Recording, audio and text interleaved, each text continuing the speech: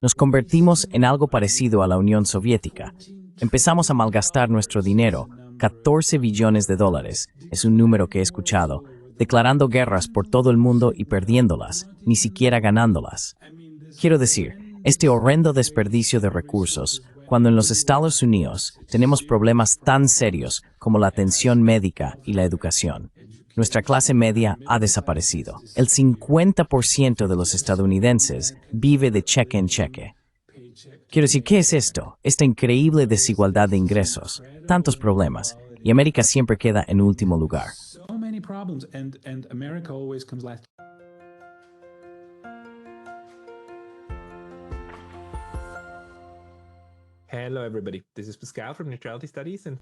Hola a todos, soy Pascal de Neutrality Studies y hoy estoy hablando con el Dr. Arthur Kachikian. Arthur tiene un doctorado en Relaciones Internacionales de la Universidad de Stanford, donde escribió una disertación sobre la política de las grandes potencias y la intervención en el sistema internacional. Actualmente enseña en una universidad armenia en Ereván, la capital de Armenia, y es amigo del profesor Jeffrey Sachs, quien de hecho nos conectó. Hoy queremos discutir el panorama general de la política mundial contemporánea. Así que Arthur, bienvenido.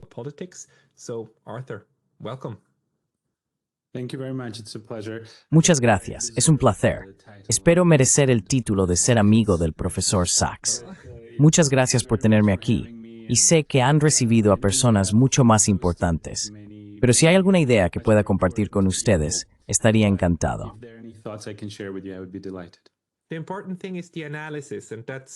Lo importante es el análisis.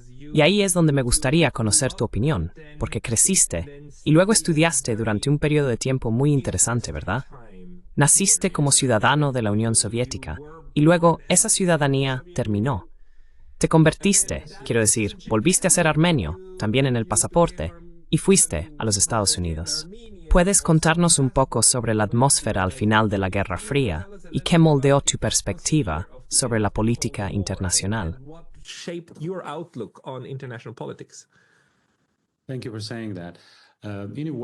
Gracias por decir eso. De alguna manera, soy el producto del fin de la Guerra Fría. Soy un producto del nuevo pensamiento de Gorbachev.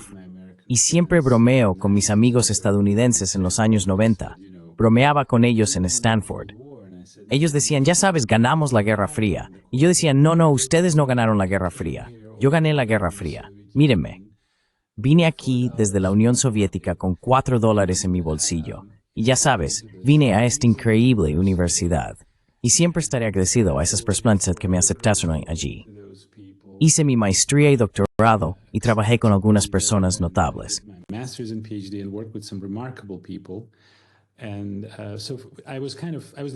Y así fui ese puente viviente entre Estados Unidos, Rusia y Armenia, la Unión Soviética, lo que era la Unión Soviética, y Estados Unidos. Fue realmente un tiempo increíble. Estoy en Armenia ahora. Fue aquí donde, cuando era estudiante de secundaria, escuchaba la BBC, La Voz de América, Radio Europa Libre y Radio Libertad por la noche, lo cual era algo peligroso porque si alguien se enteraba, me metería en problemas. Así que era un disidente conocido en mi escuela secundaria. Una vez, critiqué a Marx, me metí un point por con el director.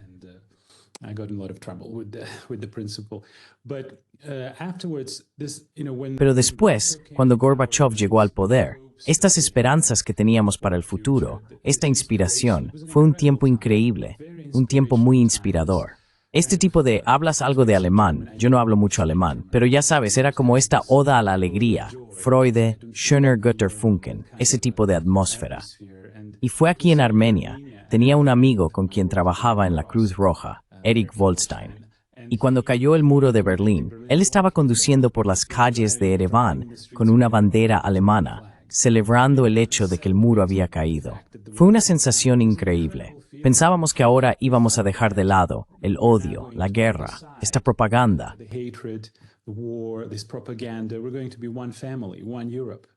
Vamos a ser una familia, una Europa. Y eso es lo que Gorbachev realmente quería hacer.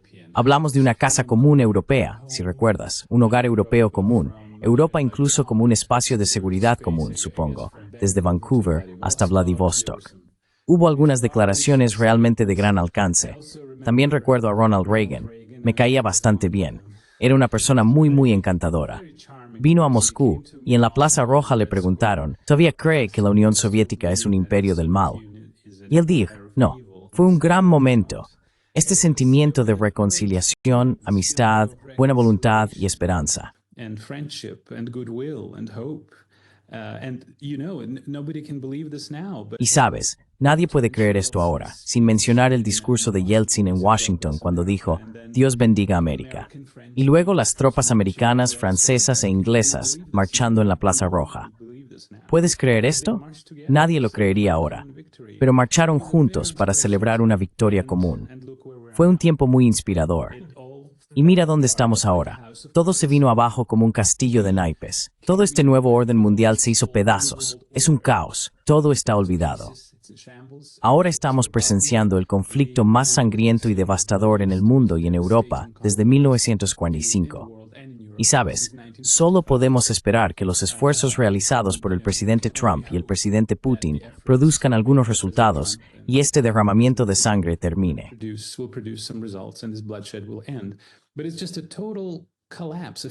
Pero es simplemente un colapso total, un fiasco de todas estas esperanzas y toda esta inspiración, esta atmósfera de odio, de hecho incluso peor que la Guerra Fría. Es mucho más peligroso ahora que la Guerra Fría. Somos testigos de la erosión de la disuasión nuclear. El concepto de disuasión nuclear se está erosionando. Hay discusiones abiertas sobre intercambios nucleares que realmente no tuvieron lugar durante la Guerra Fría, tal vez con una o dos excepciones. Con la llegada de misiles hipersónicos, la proliferación nuclear y los sistemas de defensa antimisiles, es un entorno mucho más impredecible y peligroso que el que teníamos. Y este tipo de intensidad de propaganda, no creo, sabes, tuvimos eso en los años 70 o 80. No era así. No tanto odio abiertamente antirruso. Quiero decir, nunca he visto algo así.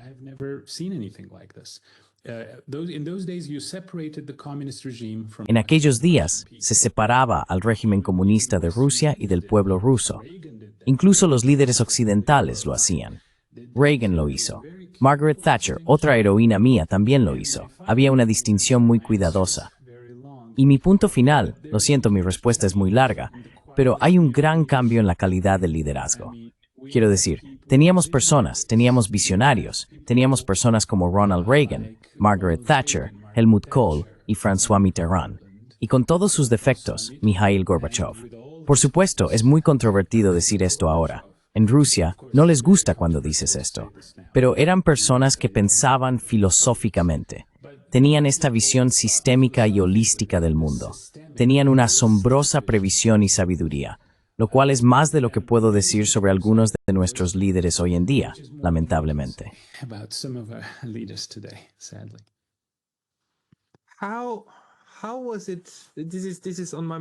¿Cómo fue? Esto está en mi mente todo el tiempo, y lo pregunto mucho, y todavía no puedo entenderlo. ¿Cómo perdimos esa paz? ¿Cómo nosotros los europeos, y me incluyo a todos, ya sabes, desde el Cáucaso y Rusia hasta Asia Occidental y Europa, cómo perdimos eso? Quiero decir, es una cosa tan tonta de hacer. Fue una época tan esperanzadora. Y miras hacia atrás, y sí, está bien, seguro. Puedes decir, como los Scorpions, y en cierta parte, también hubo algún tipo de participación de la CIA. Y ya sabes, la propaganda. La propaganda estaba allí. Y Radio Free Europe siempre fue una cosa de propaganda. Pero había una aspiración genuina, especialmente por parte de la Unión Soviética, de mejorar esto.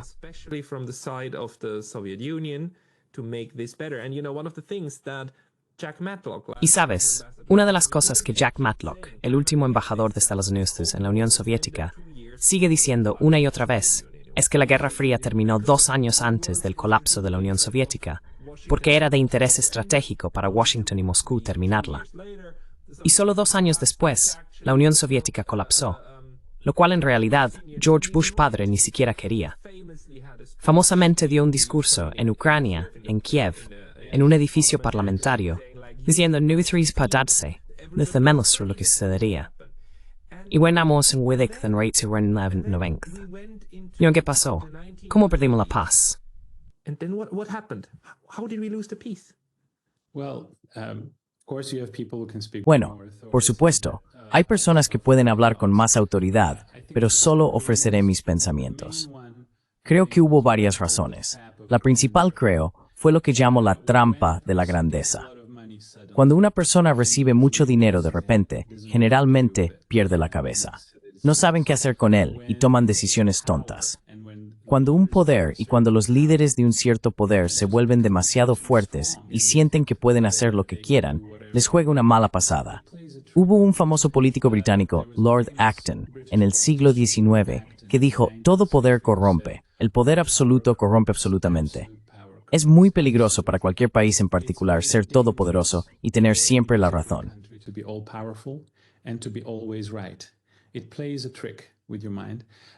Juega una mala pasada a tu mente.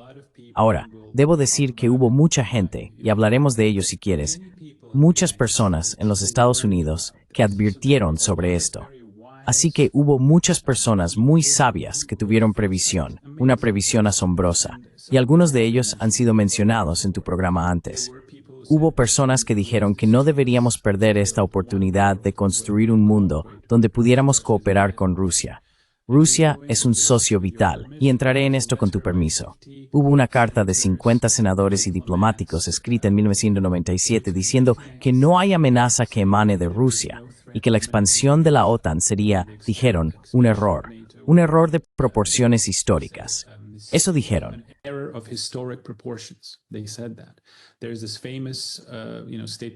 Hay una famosa declaración de George Kennan, el arquitecto de la contención, que se ha mencionado antes, diciendo que esto es un error trágico. Traerá otra guerra fría. Un estimado colega, William Perry, ex secretario de Defensa, casi renunció por ello, y dijo nuevamente que es una provocación innecesaria. Tienes el muy famoso telegrama, nuevamente haciendo referencia a William Burns, quien envió un telegrama en 2008 diciendo que la inclusión de Ucrania es la más clara de todas las líneas rojas. Sabes, persona tras persona estaba advirtiendo en contra de ello. De ninguna manera me estoy comparando con todas esas personas, pero hubo una conferencia en Stanford en 1995 o 97, creo, y hubo un debate sobre este tema.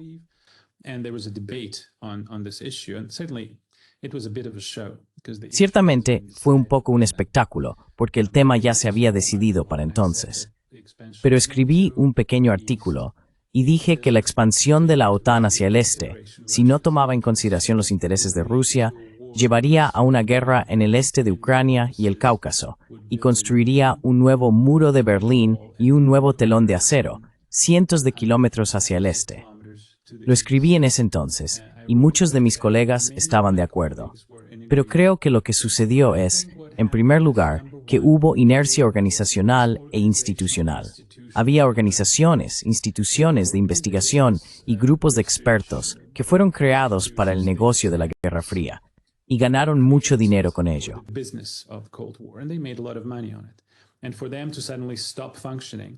Y para ellos, dejar de funcionar de repente y encontrar otro trabajo o encontrar otra aplicación para sus recursos no fue muy fácil. También había inercia psicológica, había mucha gente que no podía superar su odio, digamos, hacia Rusia, y continuaba viendo a Rusia como un enemigo.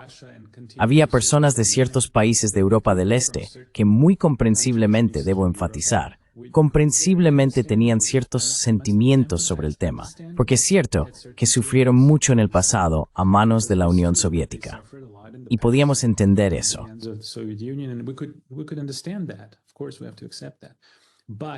Por supuesto, tenemos que aceptar eso, pero no tuvimos la sabiduría para encontrar la manera correcta de abordar sus quejas y avanzar. Y también estaba la presión de los grupos de la diáspora, las diásporas étnicas en los Estados Unidos. Bill Bradley, el senador estadounidense, habla sobre eso.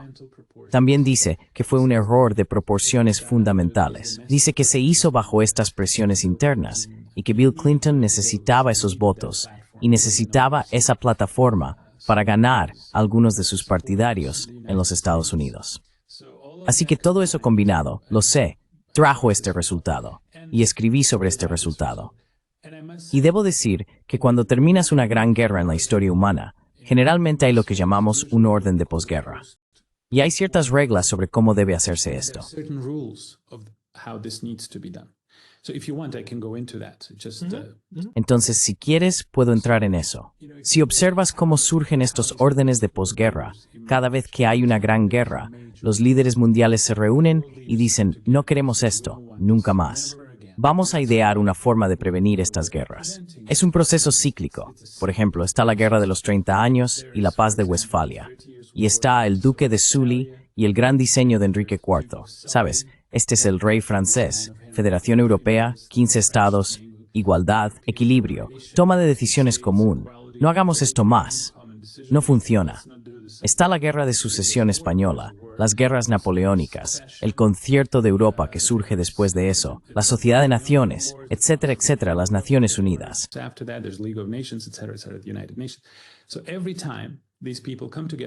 Entonces, cada vez que estas personas se reúnen, hay ciertos principios sobre los cuales se basa esto. El principio de equilibrio y balance, ¿verdad? Seguridad colectiva, moderación, concesiones mutuas y, muy importante, especialmente, es muy visible en el Concierto de Europa, no excluir a una gran potencia, no acorralar a una gran potencia. Hay muchas otras reglas. Todas esas reglas fueron violadas. Pasamos de pensar en seguridad colectiva a políticas de bloques, seguridad parcial. Por alguna razón, los políticos deberían saberlo mejor. Saben que la seguridad, no puedes asegurar tu seguridad unilateralmente.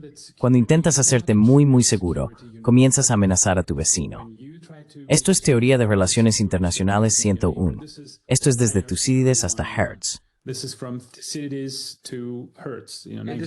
Y el dilema de seguridad. Ni siquiera es difícil de explicar. Realmente quiero decir sí. Relaciones internacionales 101. Pero lo que es tan gracioso es que siento que debería volver a la universidad otra vez, porque me enseñaste todas estas cosas, y de alguna manera este conocimiento no llegó a la cadena organizativa, porque estas personas deberían saber esto.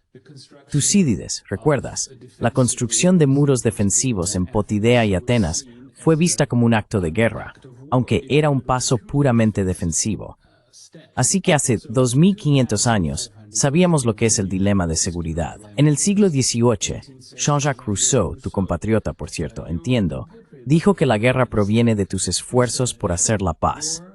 Cuando intentas asegurar la paz, provocas la guerra porque intentas asegurarte a ti mismo a expensas de los demás.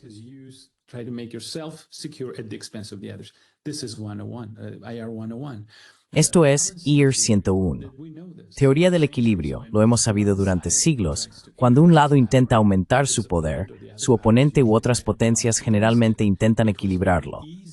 Era muy fácil ver que Rusia iba a acercarse a China.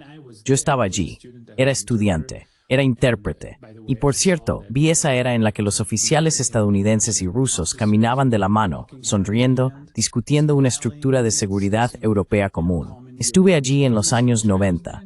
Estaba traduciendo para ellos. Y recuerdo que un ruso dijo, sabes, si nos presionas demasiado, vamos a ir hacia China, vamos a ir al este. Y la gente no lo creía.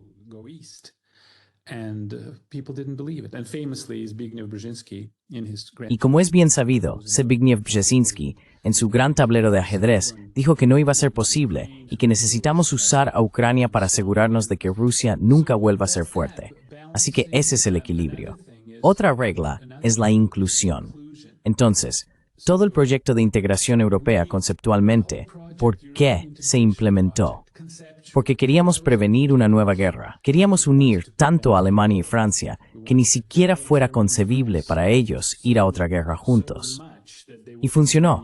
La integración europea fue una forma de unir a las naciones de Europa Occidental y Europa Central y asegurarse de que la guerra nunca vuelva a suceder.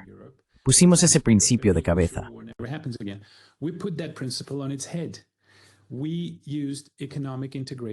Usamos la integración económica no como una fuerza unificadora, sino como una fuerza divisoria, una fuerza para dividir Europa.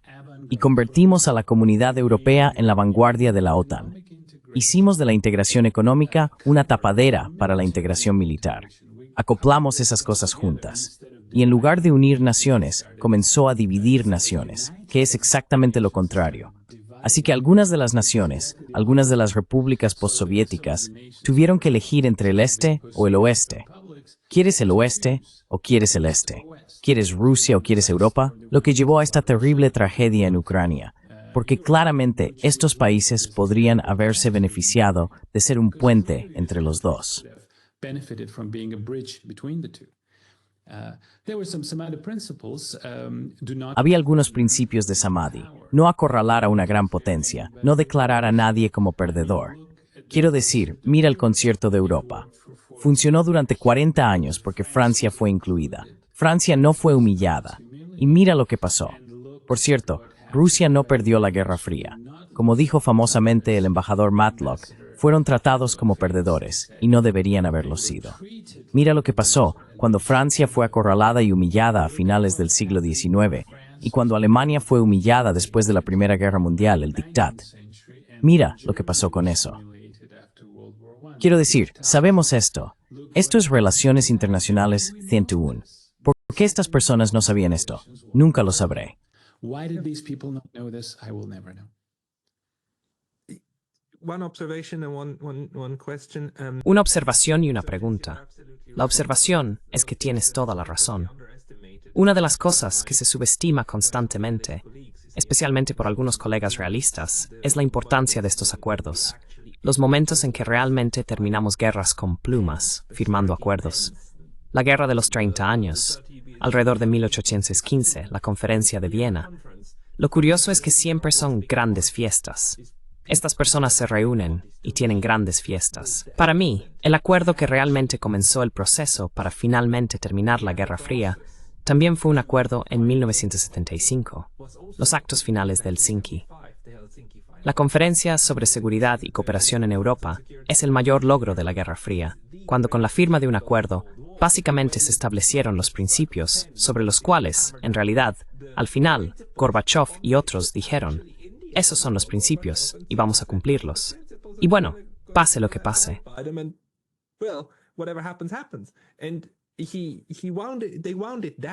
Y lo desmantelaron. Así que tienes razón sobre la megalomanía.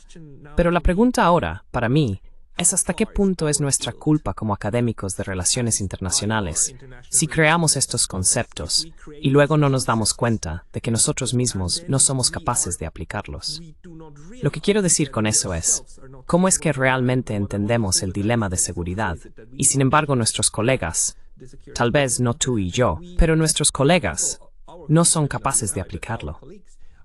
Una experiencia muy importante para mí fue que un profesor mío en mi universidad, aquí en Japón, literalmente nos enseñó el dilema de seguridad, pero también argumentó que Japón necesita tener más armas para estar seguro contra China.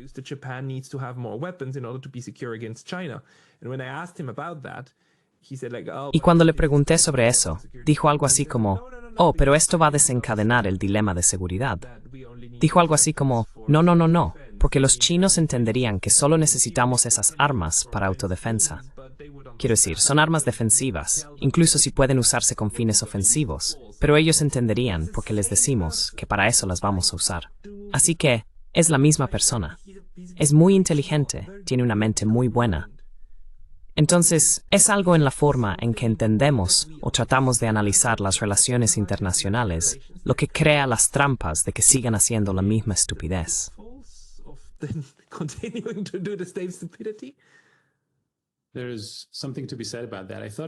Hay algo que decir al respecto. Lo pensé antes de mi entrevista. Hay un aspecto de la psicología cognitiva y hay un aspecto de la política organizacional. En la psicología cognitiva, hay muchos sesgos que tenemos como personas cuando pensamos en el mundo. Ese argumento, entenderán que esto es solo defensa, fue utilizado por un político muy famoso. No lo nombraré porque lo conozco muy de cerca, y no deberías hablar de él si alguna vez quieres viajar a Rusia. Así que él dijo que solo deberían entender que esto es una alianza defensiva. No te estamos amenazando. Si sabes algo sobre relaciones internacionales, sabes que no hay diferencia entre defensa y ataque. No hay diferencia. Quiero decir, acabo de citar un ejemplo de Tucídides. Construir un muro en Atenas fue visto como un acto de guerra.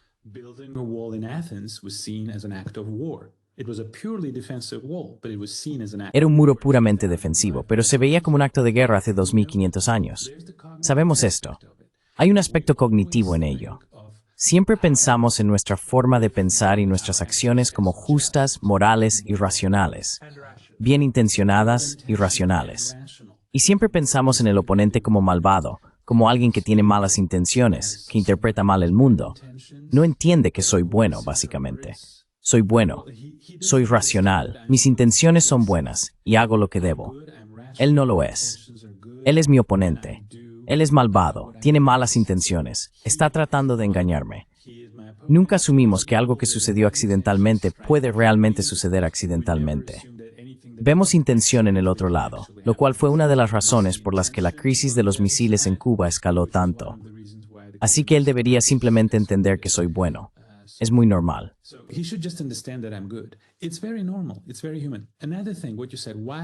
Es muy humano.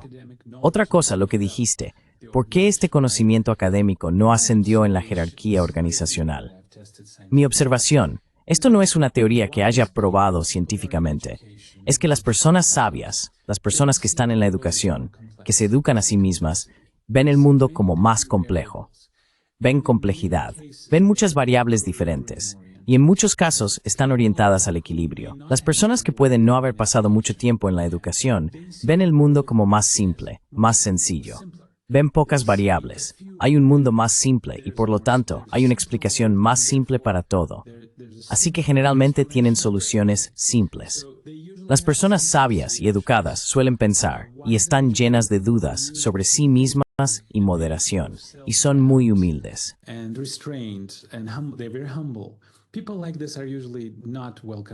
Personas como esta generalmente no son bienvenidas en la política, ¿verdad?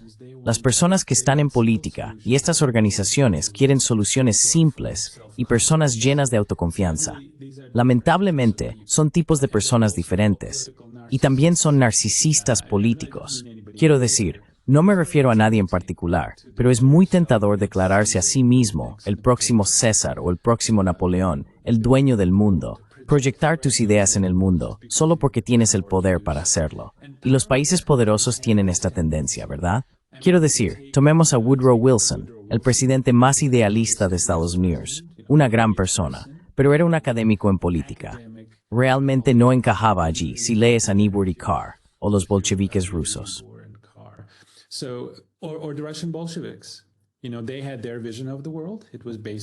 Tenían su visión del mundo. Se basaba en la lucha de clases y la victoria del proletariado, y pensaban que todo el mundo debería seguirla. Trotsky creía que habría una revolución proletaria cuando fue a negociar con los alemanes en Brest-Litovsk. Ni siquiera detuvo su propaganda. Comenzó a hablar con los participantes alemanes en la conferencia, tratando de convertirlos. Es esta cuestión de proyectar tu visión en el mundo que viene con el poder y con esta trampa de grandeza. Creo que sucede. También, ya sabes, las personas que son humildes, que piensan en el equilibrio y en soluciones complejas, usualmente no llegan tan alto en esa escalera organizacional. Es mi teoría. Aún no la he probado científicamente.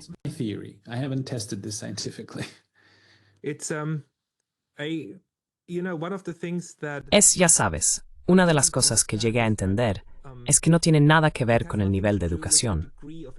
Algunos de los más inteligentes, algunos de los mejores analistas de relaciones internacionales, tiendo a encontrarlos en taxis. Los taxistas tienden a estar muy bien educados.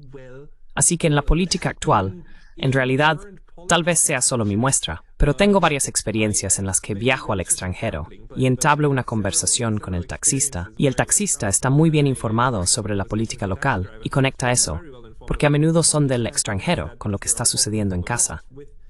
Lo mismo aquí, lo mismo en Armenia. Son muy inteligentes. Y así que no tiene nada que ver con si fuiste a la universidad a estudiar esto. Tiene que ver con cómo piensas, en cómo eres capaz de conectar piezas de información. Entonces, nos falta una especie de teoría organizativa de las relaciones internacionales que explique cómo fluye o no fluye la información e informa la toma de decisiones.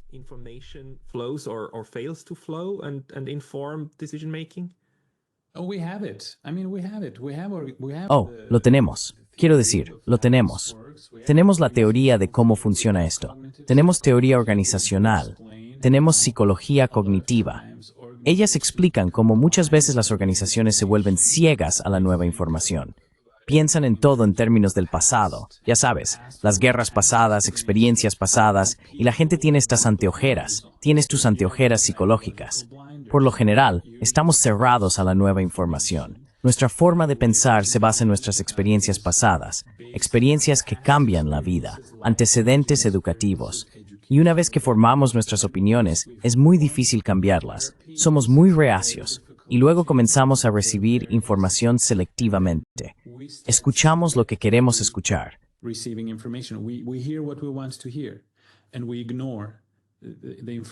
Ignoramos la información que no corresponde a nuestras opiniones preexistentes. Es Hervis. Escribió esto hace casi 30 años. Es algo bien conocido. Y luego te rodeas de personas que dicen que sí. Te rodeas de personas que tienen miedo de decirte lo que no quieres escuchar. Y luego esto se convierte en un proceso autorreplicante. Tanto el líder como la organización se ponen ante ojeras y solo reciben la información que quieren recibir. Ven lo que quieren ver. Era fácil de ver. Quiero decir, hay docenas y docenas de personas que advertían que la expansión de la OTAN es un error fundamental. Nombres enormes. Solo te di algunos de ellos. Muchos, muchos más. Pero no quieres cambiar tu visión del mundo. Una vez que has formado tu visión del mundo, Rusia es mala, Occidente es bueno, usas esta oportunidad. Estas personas no pudieron resistir la tentación de vengarse y de aprovechar el momento de debilidad de Rusia. No pudieron hacerlo. El senador Bradley dijo, los pateamos cuando estaban caídos. Lo manejamos completamente mal. Y debo decir, otra cosa que debo decir, y lo siento, seré breve, cuando estuve allí, vi un deseo genuino, una voluntad por parte de mis amigos rusos de ser amigos de los estadounidenses. Y soy amigo de ambas partes, así que estoy como en el medio. Es como mis familiares. Tengo mi familia rusa y mi familia estadounidense. Me gustaría que se llevaran bien.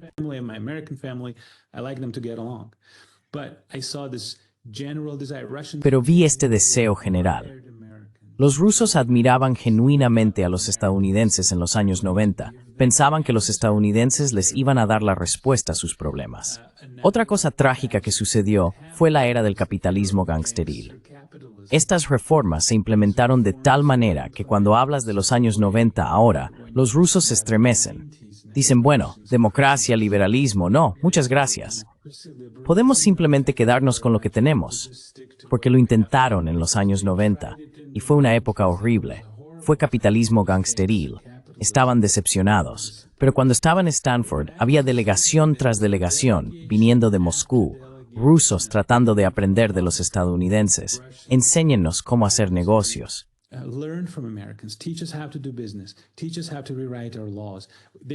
Enséñanos cómo reescribir nuestras leyes. Estaban estudiando el sistema jurídico en los Estados Unidos. Querían adaptar el sistema ruso al sistema de justicia estadounidense. Había este deseo general. Queremos ser sus amigos. Enséñanos lo que tenemos que hacer. ¿Por qué desperdiciarías una oportunidad así? Es tan difícil de entender. Supongo que algunas personas simplemente no pudieron superar estos sesgos cognitivos. Y continuaron, como acabo de decir, Cynthia Rus solo su están haciendo esto porque si no logra hacerlo. No es buena voluntad genuina de su parte. Maurel, es psicología cognitiva, tristemente. And it's natural. It's cognitive psychology, sadly. Y nuestro colega y amigo del que hablamos, el profesor Jeffrey Sachs, fue parte del grupo que fue y dio consejos, ¿verdad? Pero también asesoró a los Estados Unidos, ¿verdad? Y dijo, como, lo que necesitas hacer para que esto funcione es esto. Y sigue contando cómo fue rechazado y cómo fue ingenuo al creer que los Estados Unidos harían esto. Pero solo hay que mirar cuántos brillantes analistas rusos y ex ciudadanos soviéticos, tú incluido, hoy conversan y hacen su trabajo en inglés, y cuántos estadounidenses y europeos occidentales hacen su trabajo en ruso. Ni siquiera es una pregunta, ¿verdad? El nivel de disposición para trabajar en y con Occidente.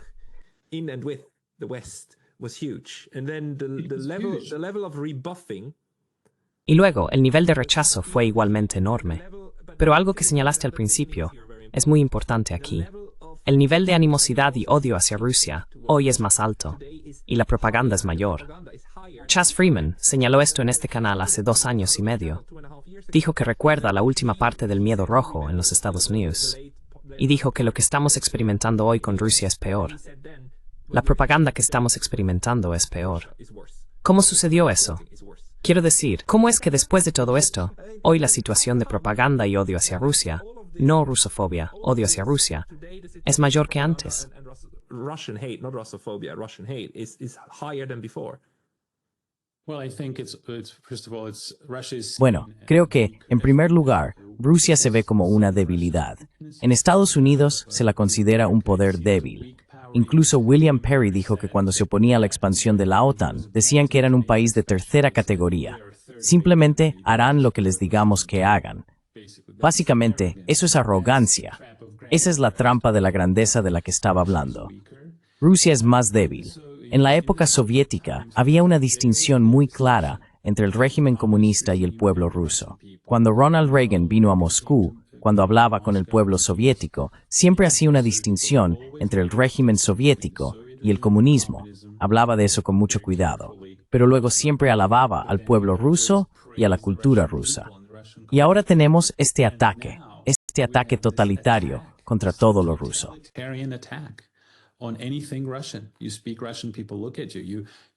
Hablas ruso, la gente te mira. Dices, ya sabes, tal vez esto no fue una buena idea, y de inmediato eres un agente ruso. De inmediato te atacan. Un grado de intolerancia tal. Una cosa que quiero decir, observo, y por supuesto, me acusarán de ser un viejo. No me importa. Estoy orgulloso de ser un viejo. Observo un declive general, no solo en el nivel de liderazgo y la calidad del liderazgo, sino también en la calidad de la educación y la cultura en todo el mundo. Y creo que es una teoría. Tenemos que probarla. Pero creo que la competencia ideológica entre Occidente y la Unión Soviética obligó a ambas partes a invertir fuertemente en educación, porque necesitabas hacer que tu población fuera inmune a la influencia ideológica de tu oponente.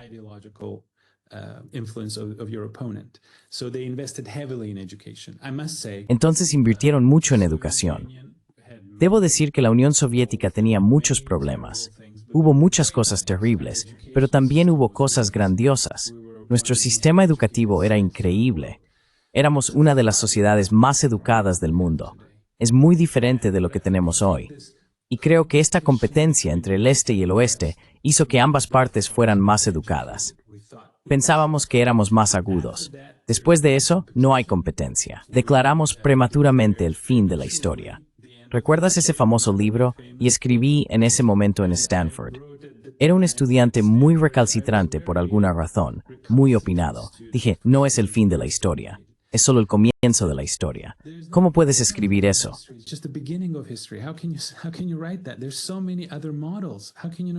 Hay tantos otros modelos. ¿Cómo no te das cuenta de que hay tantos otros modelos? Es algo sobre las personas. No puedes tener toda la razón. Es muy peligroso cuando pierdes el control, la modestia y la humildad. Tienes que ser humilde. Sí, puedes tener razón en cierto sentido en un momento determinado, pero es muy peligroso proyectar eso. Decir, está bien, encontré la solución a todo. La solución a todo es mi modelo. Y lo dije en broma, en Stanford, en este increíble seminario, con mis increíbles colegas a quienes quiero mucho, recuerden, con tanta gratitud. Y tuvimos un seminario. Y de nuevo, estaban impulsando esta teoría de juegos. En realidad, no crees en la teoría de juegos.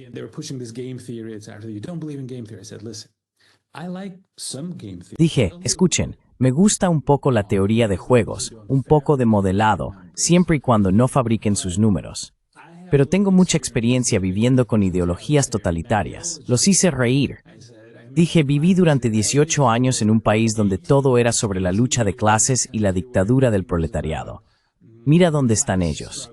Mira dónde estoy yo. Luego viví otros 4 años en un país donde todo era sobre etnicidad, identidad étnica, nacionalismo y política. Mira dónde están ellos. Mira dónde estoy yo. Y ahora vivo en un país donde todo es sobre utilidad y teoría de juegos. ¿Sabes qué? También los sobreviviré a ustedes.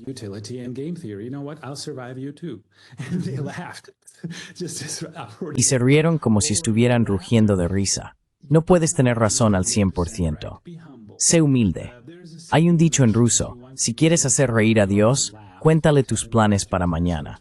Sé humilde. No proyectes tus ideas, tu visión, en todo el mundo. No pienses que siempre tienes razón en todos los casos. Sé humilde. Puede haber cosas que te estás perdiendo. Y creo que esta trampa de grandeza, pensar que somos todopoderosos y que tenemos todas las respuestas, es un evitamos. Fue un cuarto. Escucha Matlock. Ich will step on you. As you are gain to right to or remind Dalabasala. Trap of grandeur, it played a trick with us. This is a very good observation because Esta es una observación muy buena, porque el truco que nos hacemos a nosotros mismos es creer que sabemos, que entendemos. Y eso te incluye a ti y a mí, ¿verdad? Quiero decir, no estaríamos hablando aquí tratando de explicar si no creyéramos que entendemos algo. Así que, en cierto sentido, quiero decir, si llevamos ese pensamiento a su conclusión última, todo es relativo y nada importa, y el nihilismo, y apaguemos la grabación y vámonos a casa. Pero no, quiero decir, todavía estamos condenados.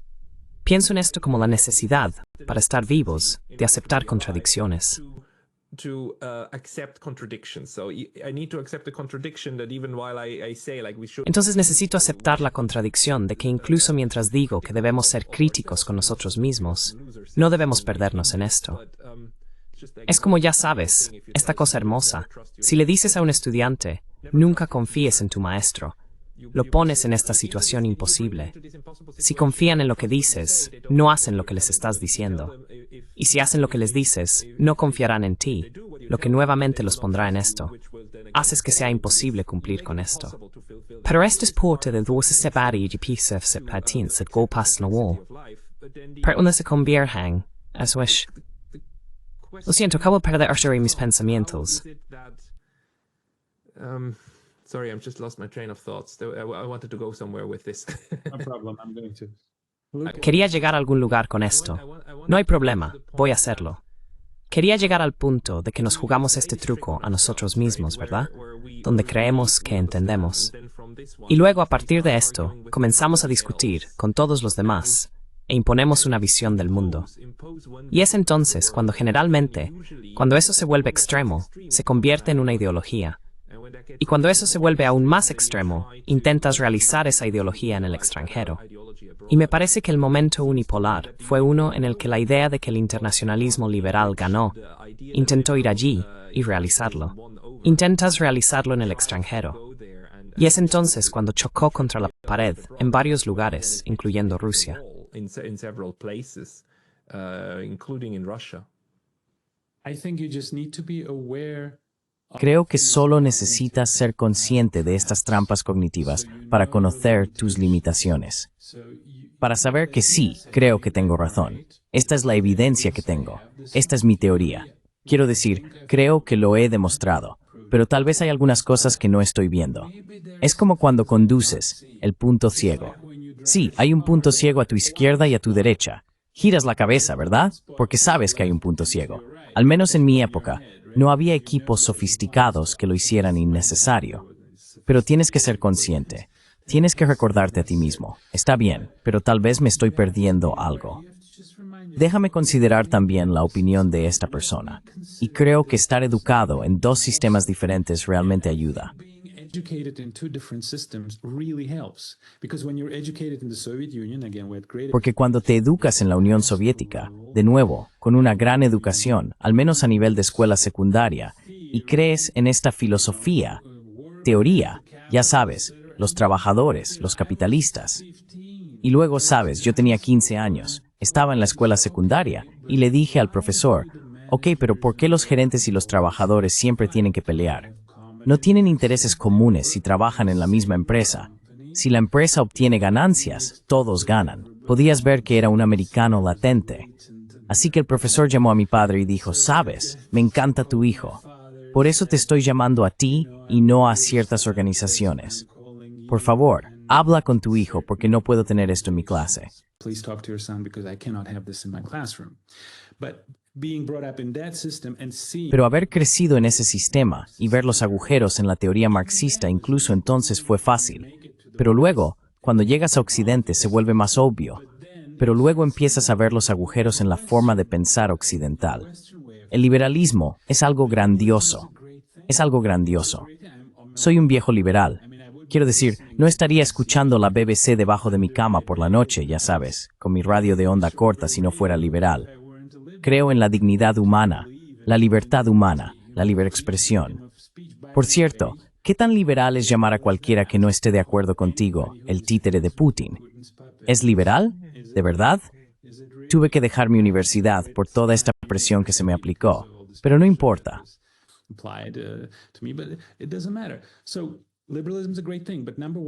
Entonces, el liberalismo es algo grandioso, pero, en primer lugar, no es perfecto. Nuestra democracia no es perfecta. Tiene grandes fallas, como el cabildeo, la influencia corporativa, los intereses privados, la manipulación de los medios y el consentimiento fabricado.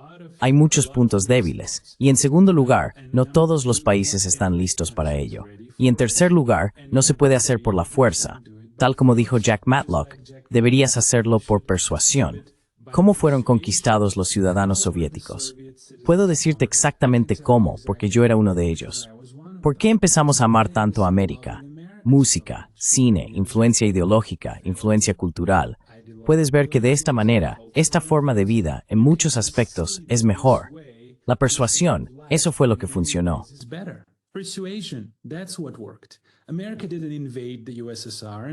América no invadió la URSS y nos obligó al capitalismo. No hizo eso. Era mucho más sabia en aquel entonces. Así que invadir países y forzarlos a adoptar tu ideología y régimen casi nunca es una buena idea. Es curioso porque toda esta sabiduría de la élite política estadounidense de finales del siglo XX, ¿a dónde fue a parar? Quiero decir, los estadounidenses sabían cómo hacer esto. No invadieron la URSS. Nos convirtieron mediante la persuasión, el ejemplo, su cultura. Esto es lo que se debería haber hecho. Pero de nuevo, no puedes todopoderoso y no puedes tener siempre la razón. No puedes tener siempre la razón y no puedes ser todopoderoso porque eso juega una mala pasada a tu mente. Te vuelves arrogante.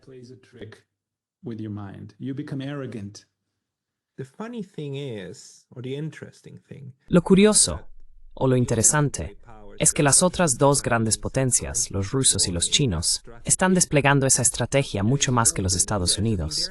Quiero decir, no están tratando de liderar por la fuerza. Bueno, tienes la fuerza en Ucrania, en el Donbass, sí. Y si eres georgiano, entonces dirás inmediatamente, oye, tenemos dos provincias que fueron básicamente recortadas por la fuerza. Sí, eso es cierto, pero en la forma en que intentan atraer a la mayoría global, intentan apelar ante un par de principios, la igualdad de los estados y el principio de no intervención.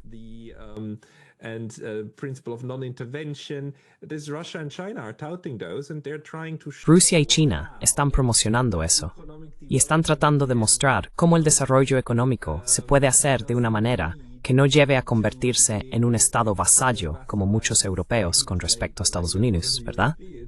Luego intentan decir, como, oye, estamos abiertos para los negocios. Esta es en cierto modo la estrategia de Estados Unidos durante la Guerra Fría, ¿verdad? Atraer a otros mientras también se realizaban todos los cambios de régimen y demás. Quiero decir, iba de la mano, pero al menos el atractivo público era mucho más abierto de lo que se ha convertido ahora. ¿Estarías de acuerdo?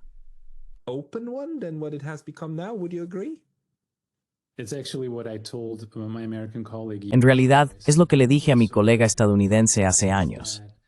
Le dije, ¿sabes qué es tan curioso? Que China ahora se está comportando como Estados Unidos a finales del siglo XX y Estados Unidos se está comportando como la Unión Soviética. Esto es lo que es tan extraño. Quiero decir, toda esta sabiduría se fue.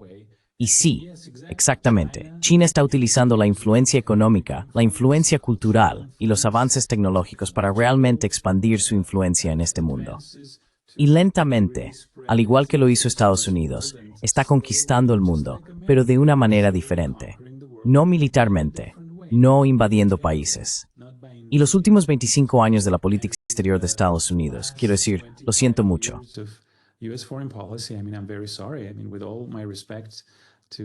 Quiero decir, con todo mi respeto a las personas que estuvieron detrás de esto, las quiero mucho, pero es muy difícil llamarlo un éxito. Quiero decir, mira a Irán, Afganistán, Libia, Georgia, Ucrania. Estos son solo los 5 más. Siria, sin olvidar estos eventos horribles, horribles. Y por cierto, estás hablando de liberalismo y derechos humanos y derecho internacional. y traes a un líder de Al-Qaeda al-Nusra al poder en Siria, y luego vas a estrecharle la mano, y luego le das un cambio de imagen como en una película adolescente. Ya sabes, esas películas adolescentes con cambios de imagen, como una chica de 16 años que se hizo un facial y se puso rulos en el cabello. ¿Qué es esto?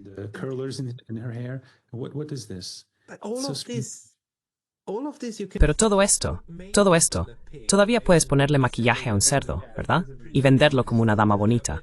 Todavía puedes hacer eso. Pero quiero decir, es aún peor. Quiero decir, mira lo que esto le hizo a Estados Unidos.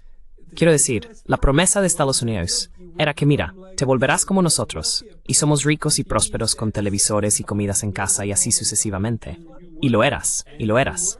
Y ahora tenemos una generación que va a ser más pobre que, una vez que alcancen la edad de sus padres, que sus padres. Quiero decir, mientras que China, que está siendo demonizada, ha sacado 800 millones, 500, 600, 700 millones de personas de la pobreza hacia la clase media. Es como una simple comparación. Ya no funciona. No puedes retratar a este como un sistema fallido y a ti mismo como la ciudad resplandeciente en la colina. La realidad entra en juego, y de hecho, el resto del mundo, creo, ve que si hablamos con la gente, especialmente en el sudeste asiático y también de África y demás, dicen sí, vemos esto.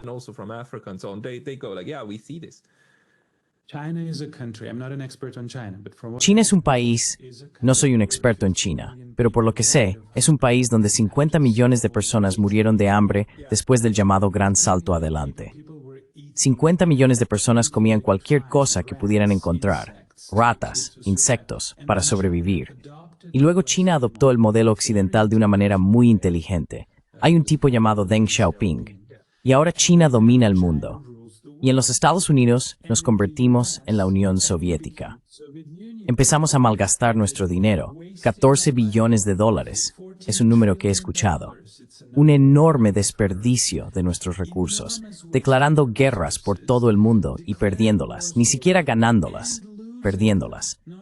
Quiero decir, mira las imágenes de estas pobres personas corriendo tras ese avión en Afganistán, tratando de agarrarse a algo para salvar sus vidas.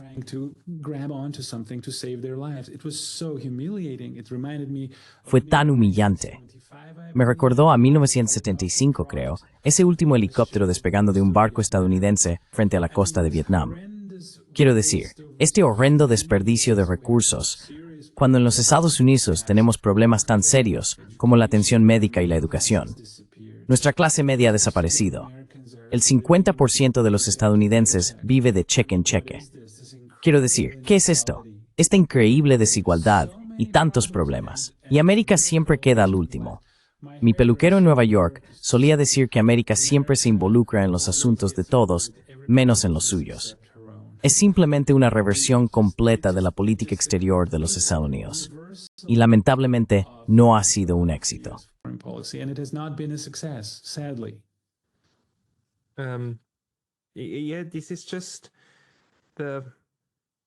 Sí, esto es solo la creencia sobre uno mismo, o la creencia de, digamos, al menos algunos de los élites gobernantes, que piensan en la imagen de los SUNUs como algo que conocieron cuando eran niños o jóvenes, cuando de hecho ahora tienen 40 años más, y los SUNUs se han vuelto fundamentalmente diferentes, pero aún operan bajo esa mentalidad. Esto necesariamente va a llevar a un desastre. Y tal vez esto sea una cosa más de la que hablar brevemente. La influencia de la creencia sobre uno mismo, o la autoimagen frente a la imagen que otros tienen de ti, y lo que esto hace al desarrollo de las relaciones internacionales, porque lleva a riesgos serios de mal juicio. Nuevamente, ya sabes, la propensión neoconservadora a creer que la fuerza militar de los Estados Unidos puede resolver cualquier cosa, cuando de hecho, siempre se queda estancada.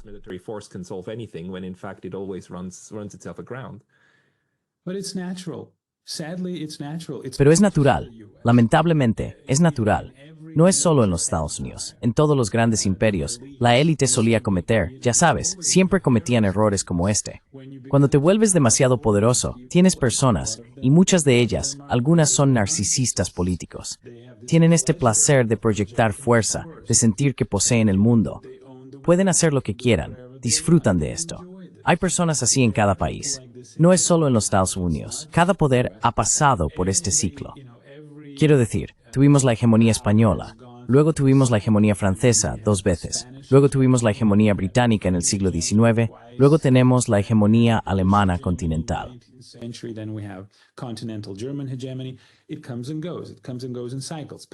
Va y viene en ciclos.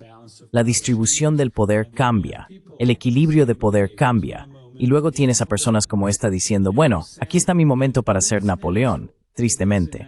Pero es natural, está en nuestra psicología. Las personas que son sabias, comedidas y humildes no son bienvenidas en la política y en organizaciones como esta. Les gustan las personas que pueden decir sí, señor, y que tienen convicciones simples y soluciones simples, y están llenos de confianza. Y eso es muy triste porque, bueno, podría seguir y seguir, pero no tenemos tiempo. Hubo docenas de personas que advirtieron sobre las consecuencias de este error fundamental.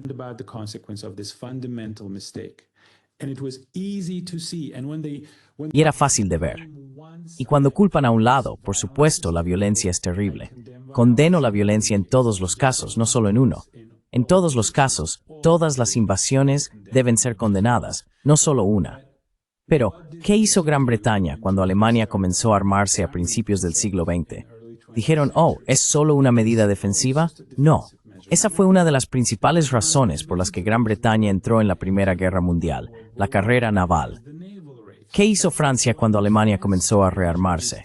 Nuevamente, con fines defensivos, durante el periodo entre guerras, hicieron lo mismo. Pero es muy difícil para la gente ver el mundo objetivamente. Es casi imposible.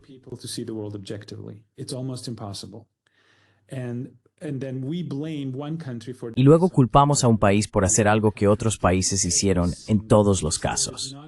No hay un caso en la historia mundial donde un país comenzó a expandir su alianza hacia otro país, por cierto, un antiguo oponente, y ese país dijo, claro, ¿sabes por qué no haces eso? A 850 kilómetros de Moscú, ¿por qué no simplemente pones tus misiles allí? Está bien, no nos molesta porque sabemos que es una medida puramente defensiva. Esto nunca ha sucedido. Cuando dices cosas como esta, estás dejando de lado todo lo que sabemos sobre las relaciones internacionales durante al menos los últimos 2500 años.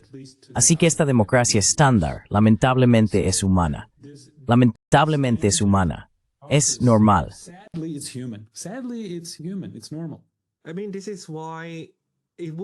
Quiero decir, por eso sería tan reconfortante creer que esto está orquestado, ya sabes, que hay una cara pública que te dice una cosa, pero en el fondo, como si siempre tuvieran la intención de atacar a Rusia, ¿verdad? Ese siempre fue el plan, y simplemente le mientes al público en general, mientras haces cosas nefastas en el fondo. Pero creo que es mucho más triste. Creo que es simplemente estupidez que surge de la complejidad del sistema. Creo que hay un frente.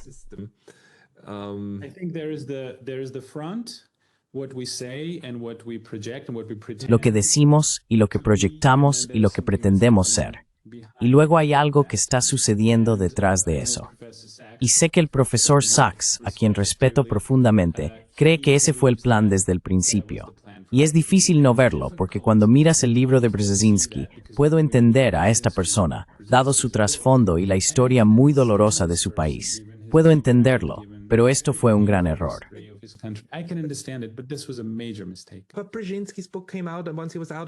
Pero el libro de Brzezinski salió una vez que él estaba fuera del poder, ¿verdad? Una vez que fue libre de escribir todos esos sueños húmedos que tenía sobre desmantelar el imperio soviético. Quiero decir, y también es fácil señalar a la corporación Rand y decir, mira, lo planearon todo. Pero al final del día, puedes señalar al menos 15 o 20 otros documentos que también fueron escritos por grupos de expertos similares y que nunca se realizaron, ¿verdad?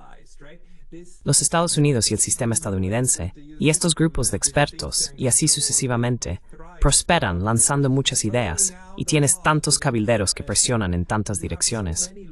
Entonces, ¿cuáles se implementan y cuáles no? Y no creo que haya una trayectoria clara para eso. Y seleccionas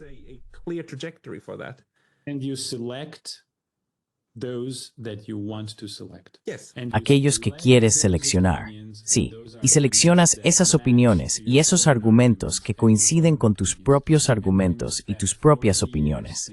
Y cuando has pasado 40 años pensando en Rusia como un enemigo, algunos de ustedes tendrán la sabiduría, y me sentí muy honrado, muy privilegiado de trabajar con las personas con las que trabajé. Esas personas tendrán la sabiduría de superar su sesgo, pero muchos de ellos no lo harán. Y es humano no superar y seleccionar de esa avalancha de informes y argumentos, seleccionar los argumentos que se adaptan a tus intereses, lo que quieres hacer. Por ejemplo, ganar miles de millones de dólares en la guerra porque tenemos un complejo militar industrial, del cual estás al tanto, y sus cabilderos. Seleccionas lo que está en tus intereses económicos y lo que coincide con tus creencias preexistentes. Es psicología cognitiva básica. pre-existing beliefs. It's cognitive psychology 101. It's very simple.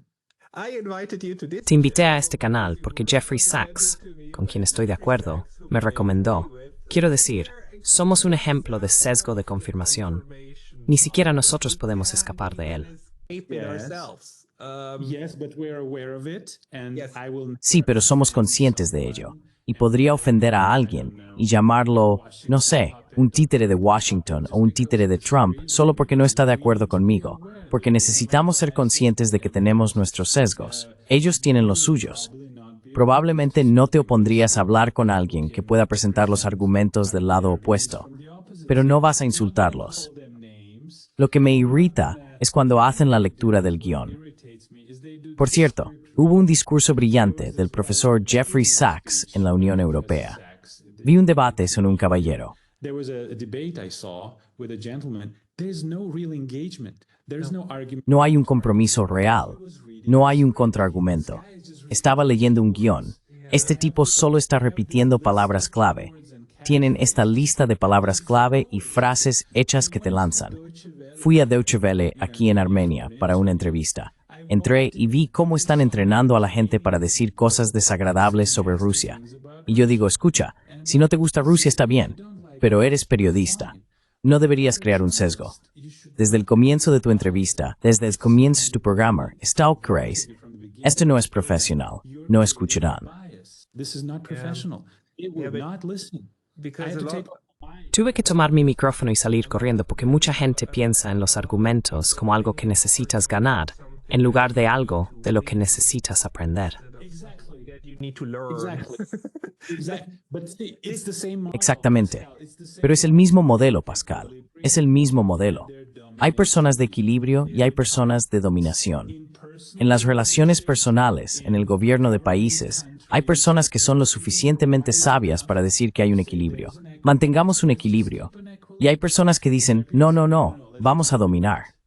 Hay diferentes tipos de personas. Necesitamos estudiar de dónde viene esto. Pero sabes que, por ejemplo, ahora mismo, finalmente, tengo que aplaudir a ciertas personas en la administración de Trump. Dijeron, sí, finalmente sí, este es un mundo multipolar.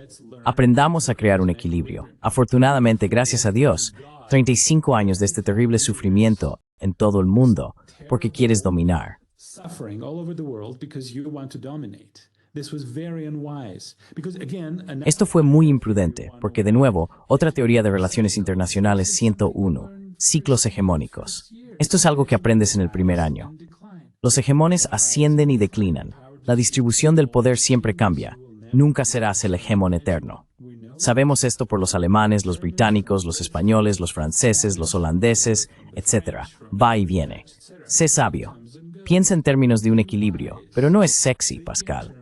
Pensar en la paz, ser un líder de paz, no es tan sexy como ser el ganador de, ya sabes, alguien que ganó una guerra. No es muy sexy. La dominación es sexy. A las chicas les gusta algunas de ellas. Ya sabes, estar orientado al equilibrio puede no ser tan sexy. equilibrium oriented may not be as sexy. And these organizations that are created, Y a estas organizaciones, que se crean con el propósito de ganar guerras, no les gusta cuando entras lleno de dudas y humildad. Quieren, sí señor, sí, vamos a hacer esto, somos los buenos, ellos son los malos, vamos a patearles el trasero. Es mucho más viril y macho decir eso. then you have a Y luego tienes 1 millón de personas muertas en un país al que, después de 3 años de horrible sufrimiento y derramamiento de sangre, se le dice que todo por lo que lucharon fue una mentira. Eso es repugnante. Eso es abjuramor. Enormante. Indignado pest. I would be enraged by this. Yeah, me too. But it's Sí, yo también. the truth. I mean, Pero en realidad es la verdad. Quiero decir, les digo a mis estudiantes, miren, si alguna vez alguien les pide que tomen un arma y vayan a disparar a alguien, simplemente digan no. Simplemente digan no. Porque cada vez que haces eso, te habrán mentido. Solo tomarás un arma e intentarás disparar a alguien si la gente te ha mentido una y otra vez. Y si has creído en las mentiras. Es horrible porque las personas a las que se les ha mentido fueron absolutamente manipuladas. Pero fueron manipuladas a un nivel muy alto.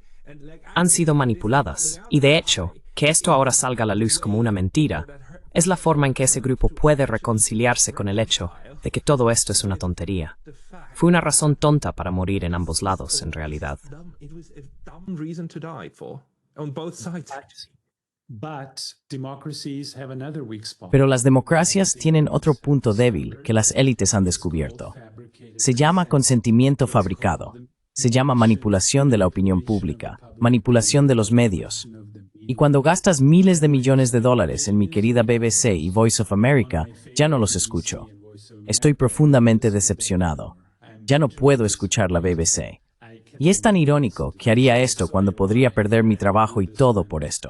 Y ahora no estoy escuchando solo porque ya no quiero. Cuando pones todos los miles de millones de dólares en propiedad, posees los medios y ellos siguen enviando los mensajes. And they keep sending the messages. It's not even an intelligent argument. It's just like a list of No es ni siquiera un argumento inteligente.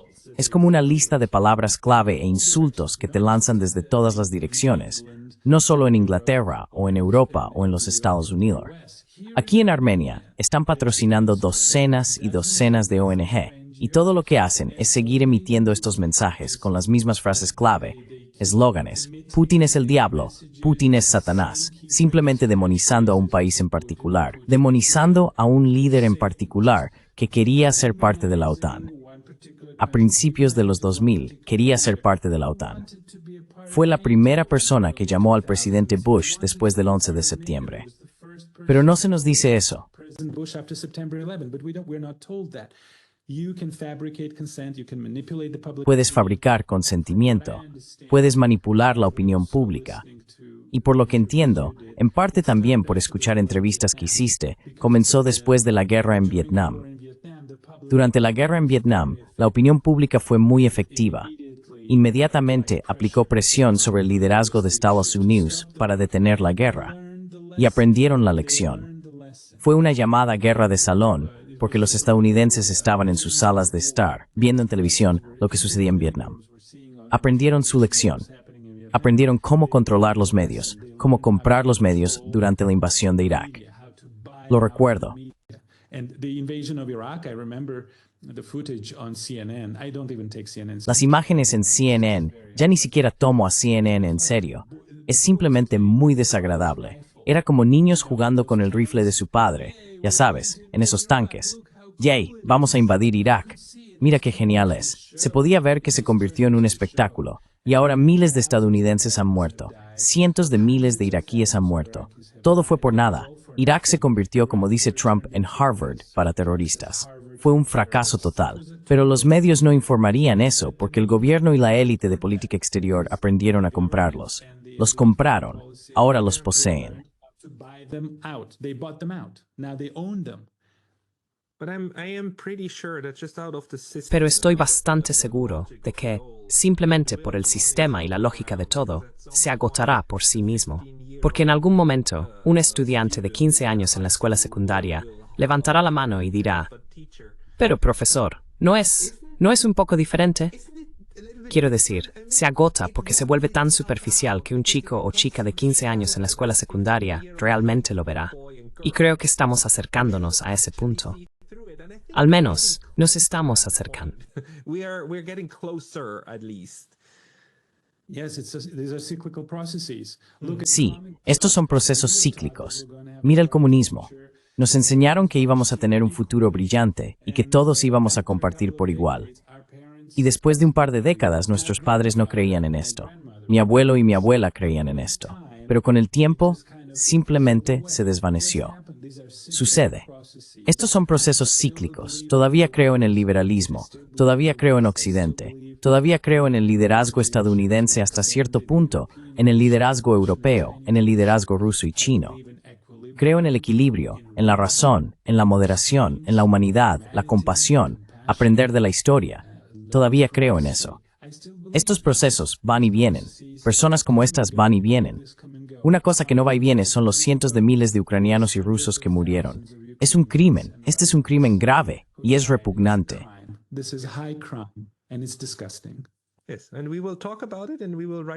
Sí, y hablaremos de ello, y escribiremos la historia de ello, y nombraremos a las personas que lo hicieron.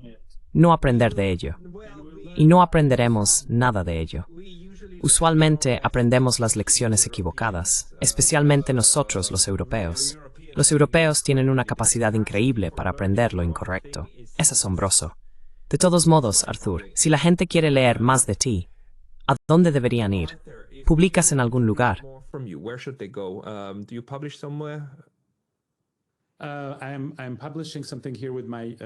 Estoy publicando algo aquí, con mi centro de investigación.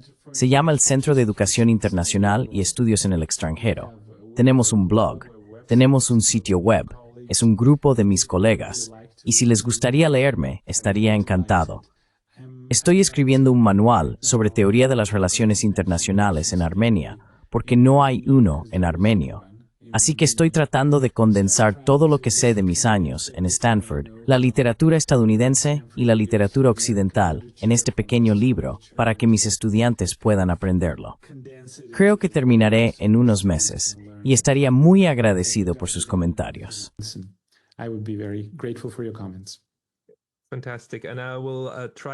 Fantástico. Y trataré de incluir, si me envías algunos enlaces sobre dónde debería ir la gente, los pondré en la descripción y continuaremos con la discusión. Esperamos tener más discusiones también con otros colegas y tal vez la próxima vez podamos hablar sobre el Cáucaso. Pero por hoy me gustaría mucho agradecerte, Arthur Kachikian. Gracias por tu tiempo. Gracias, Pascal. Thanks, Pascal.